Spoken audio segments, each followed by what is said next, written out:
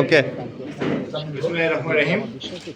Rapid action battalion তার প্রতিষ্ঠা লগ্ন থেকেই দেশের সার্বিক আইন শৃঙ্খলা পরিস্থিতি সমুন্নত রাখার লক্ষ্যে সব ধরনের অপরাধীকে আইনের আওতায় নিয়ে আসার ক্ষেত্রে অগ্রণী ভূমিকা পালন করে আসছে।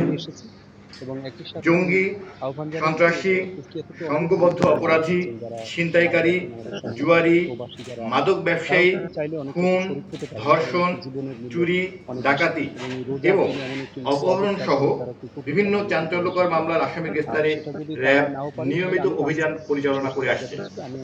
এরই ধারাবাহিকতায় গতকাল 29 মার্চ 2026 খ্রিস্টাব্দ দুপুর 3:45 সময় র্যাব 12 সদর কোম্পানির একটি চৌকস আভিযানিক দল ও গোয়েন্দা সংস্থার তথ্য ভিত্তিতে সিরাজগঞ্জ জেলার সলঙ্গা থানাধীন হাটিকুমরুল এলাকায় নিউ মায়ের আঁচল হোটেলের সম্মুখে অভিযান পরিচালনা করে জাল 51,000 টাকার নোট, 2টি মোবাইল সহ মোহাম্মদ রবিউল ইসলাম এবং মোহাম্মদ আবুল হাসানকে গ্রেফতার করে।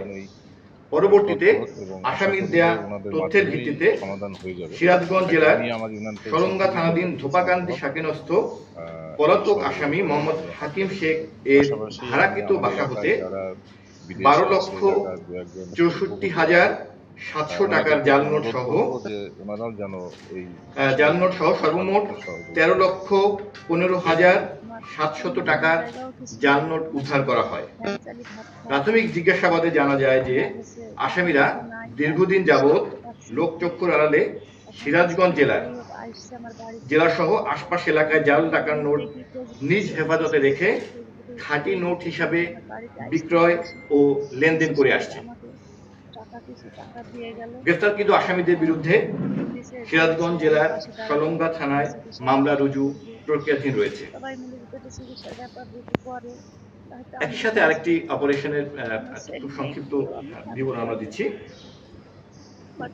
র্যাব 12 এর অন্য একটি আভিযানিক দল গোয়েন্দা তথ্যের ভিত্তিতে গত 30 মার্চ 2026 সকাল 8:40 সময় সিরাজগঞ্জ সদর থানাধীন শিয়ালকোল বাজারের বিলকুলি মধ্যপাড়া এলাকায় অভিযান পরিচালনা করে মাদকদ্রব্য ক্রয় বিক্রয়ের সময় মাদক বহনকারী মুস্তাফিজুর রহমান এবং মাদক ব্যবসায়ী মোহাম্মদ মনিরুজ্জামান ও মোহাম্মদ রোজিনা বেগমকে 196 বোতল স্কাফ এবং 4টি মোবাইল সহ গ্রেফতার করা হয়।